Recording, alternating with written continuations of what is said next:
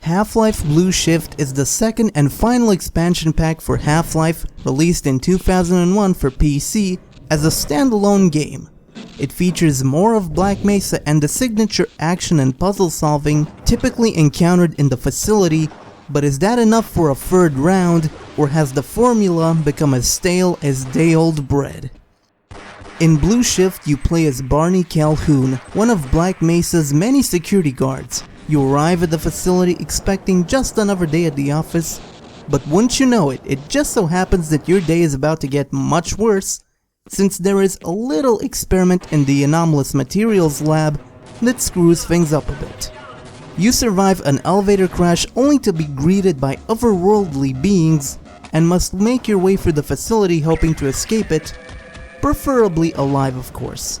Like Half-Life and the previous expansion Opposing Force, there are scripted events that make the world feel alive and flesh out the story, aliens and marines to fight, and puzzles to solve. It plays just like the previous two Half-Lives, for better or worse.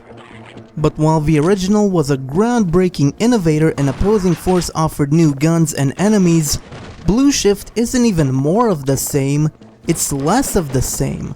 Of all the games, it has the smallest arsenal, offering up only the standard issue projectile weapons and explosives. No alien or energy weapons.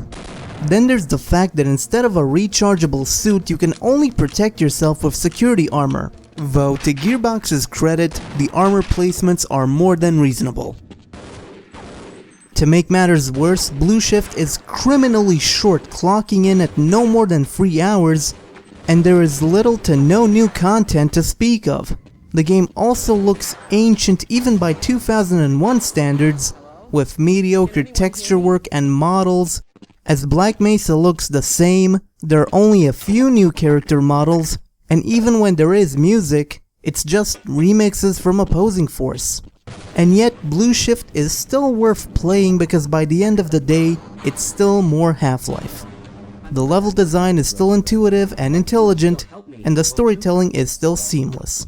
Sure, it lacks the spark of the original and the arsenal of Opposing Force, but those who just want more gold source greatness will be satisfied.